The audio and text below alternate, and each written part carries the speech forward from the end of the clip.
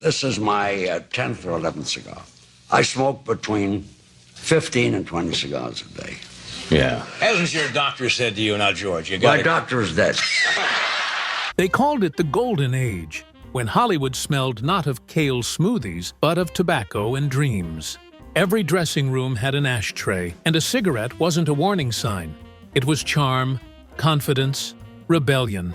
Doctors wagged their fingers, studios looked away, and yet some stars puffed their way through life, laughed at the warnings, and somehow outlived everyone. Who needs you? What I need is a Don Cellar cigar, which by a strange coincidence, I happen to have right here. George Burns, 100 years.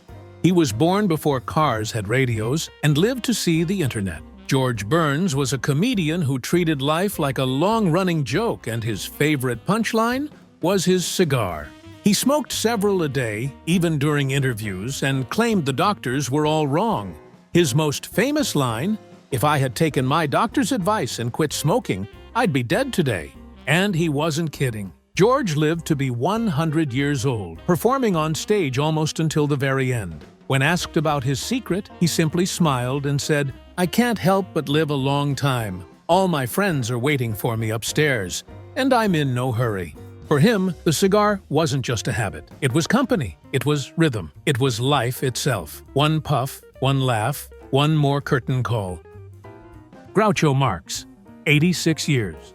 Sharp tongue, sharper wit, and always that cigar. Almost like an exclamation point to every joke. Groucho was the man who could turn an insult into an art form, and he did it with smoke curling around his grin. He wasn't just a comedian. He was a cultural force. With his arched eyebrows, quick comebacks, and endless sarcasm, he set the gold standard for American humor. Even his interviews felt like performance art. You never knew whether he was joking or revealing some deeper truth. He once joked, "I never forget a face, but in your case, I'll be glad to make an exception."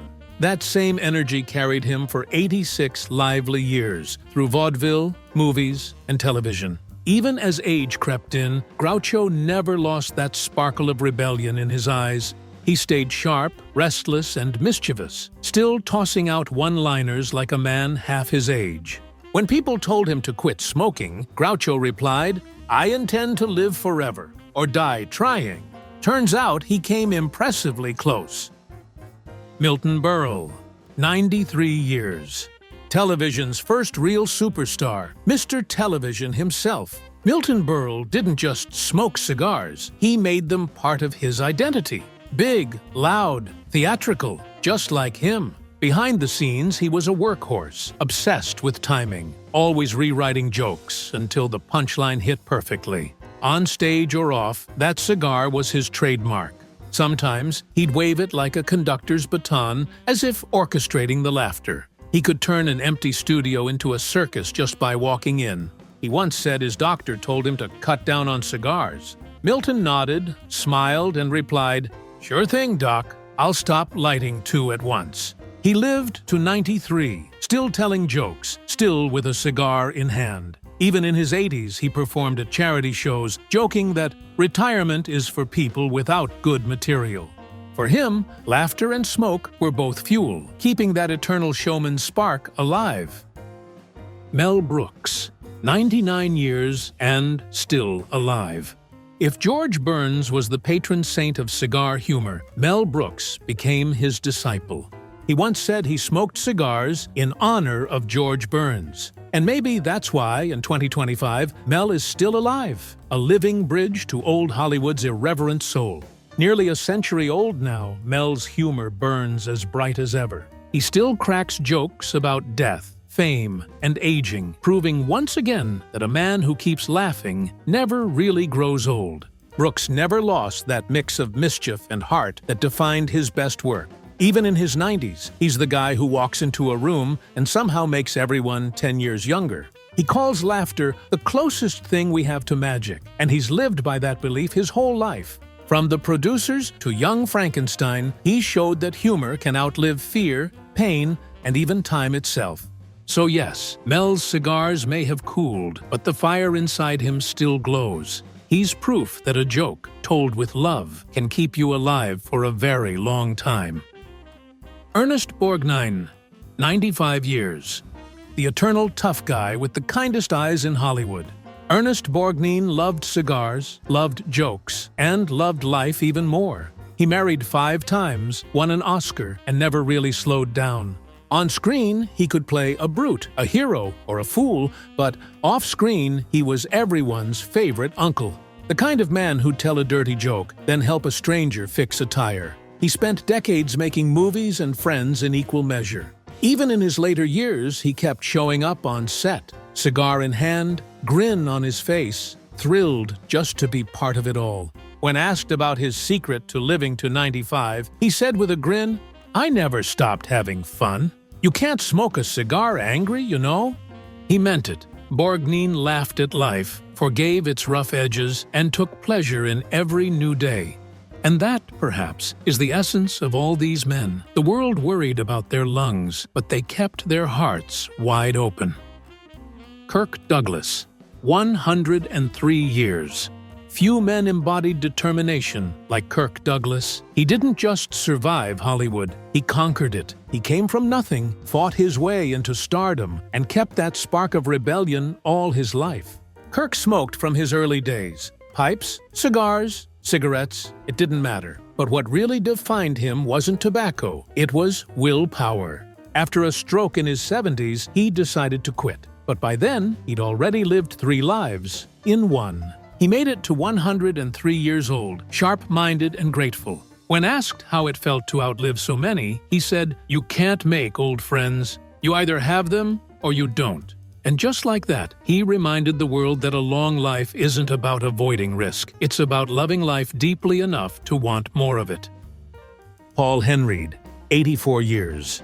You may not remember the name right away, but you'll never forget the scene. 2 cigarettes, 1 lighter, and a glance across a smoky room in Casablanca.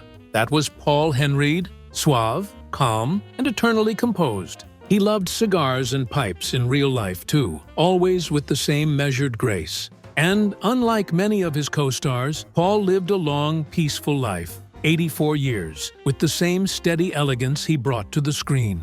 There's something poetic about it. The man who made smoke look romantic never lost that quiet charm, even as Hollywood changed around him. Christopher Lee, 93 years.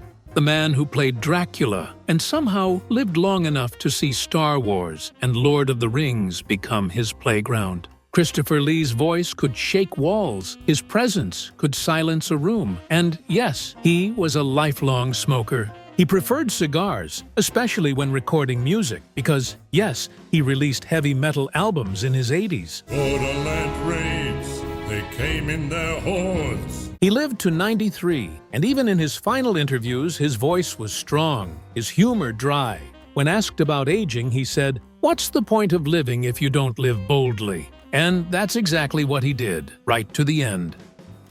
Tony Curtis, 85 years. Handsome, mischievous, and full of stories. Tony Curtis was the kind of man who could light a cigarette and make it look like a magic trick. He smoked heavily for most of his life, not out of stress, but style. Tony once joked that the only thing he loved more than women was a good cigarette after a good laugh. He eventually quit in his 70s, but by then, he'd lived enough for 3 people. He reached 85 years, still attending fan events, signing autographs, charming audiences like a young man. Tony wasn't just surviving, he was still performing. Jack Benny, 80 years. Known for his impeccable timing and self-deprecating humor, Jack Benny's cigar was as famous as his stingy millionaire character. He turned cheapness into an art form, pausing for laughter with that priceless deadpan stare, and always with a puff of smoke curling in the air. He lived to 80, still joking that he'd leave his money to himself. Even in his later years, Benny never lost that calm elegance and gentle irony that made audiences adore him for decades. Lauren Bacall, 89 years. Few people ever looked better with a cigarette than Lauren Bacall. From her very first film, To Have and Have Not, she held that cigarette like a queen's scepter. That low, husky voice, that half smile. She didn't smoke to impress. She smoked because she owned the room. Lauren wasn't pretending. She really smoked for decades, and yet she lived to 89 years. Sharp, witty, and entirely herself to the end. When younger actresses asked for advice, she'd simply say, "Darling, it's not the smoke that matters. It's the fire inside."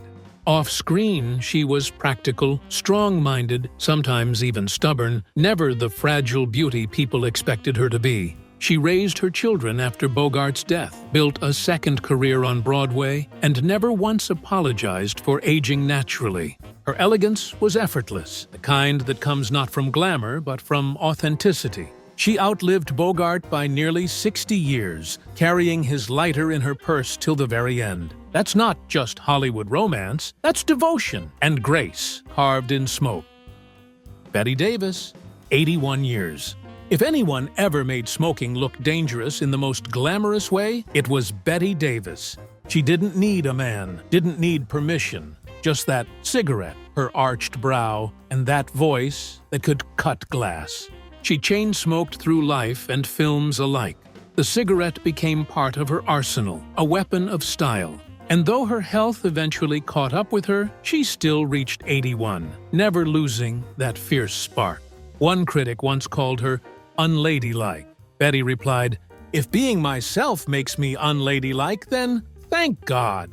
Behind the scenes, she was every bit as defiant as on screen, fighting studio heads, demanding fair pay, choosing challenging roles when others played it safe. She didn't care to be loved, she wanted to be remembered, and she was. Her famous stare, her smoky voice, her independence, they made her eternal. That, right there, was the true spirit of old Hollywood rebellion. Betty White, 99 years. Ah, the golden girl of them all. Few people remember that in her early TV days, Betty White smoked casually. It was simply part of the culture. She quit sometime in the 1950s, but she never turned into a health preacher. She just kept living and laughing for nearly a century. Betty made it to 99 years old, still cracking jokes, still full of life. When asked if she followed any longevity secrets, she said, "I don't eat anything green." Her humor was ageless, gentle but sharp, always with perfect timing. She worked on live television before it was fashionable, championed animal rights before it was popular, and proved that kindness never goes out of style. Even in her 90s, she joked about death the way others joke about birthdays. She never lectured anyone about what to do with their lives. She just lived hers, joyfully, honestly, on her own terms. Katharine Hepburn, 96 years. Independent, fierce, and always ahead of her time, Katharine Hepburn was never one to follow rules. She smoked openly in an era when proper women were told not to, and she wore pants when studios begged her not to. For her, the cigarette was a symbol, not of glamour, but of freedom. She lived to 96 years, still sharp, witty, and unafraid to speak her mind. Reporters asked once what kept her going so long. She smiled and said, "Life is tough. After all, it kills you." To the very end, she stayed exactly who she was. Not polished, not perfect, but real. And that honesty made her one of the longest-living, most respected legends of old Hollywood. Mae West, 87 years. Mae didn't smoke much, but she knew how to use a cigarette on screen. It was her punctuation, slow, teasing, confident. When asked why she never worried about her vices, she purred, "Too much of a good thing can be wonderful." Mae built her own legend from scratch, writing her scripts, shaping her image, refusing to let anyone tell her how to act or live. She was decades ahead of her time, turning sex appeal into power and humor into armor. At 70, she still played femme fatales, because who could tell her otherwise? And really, isn't that what this whole story's been about? In the end, maybe it wasn't the smoke that kept them alive, but the laughter, courage, and joy behind every puff. They didn't chase longevity. They just lived, fully, loudly, and on their own terms. And perhaps that's the real secret of old Hollywood, to burn brightly, not carefully.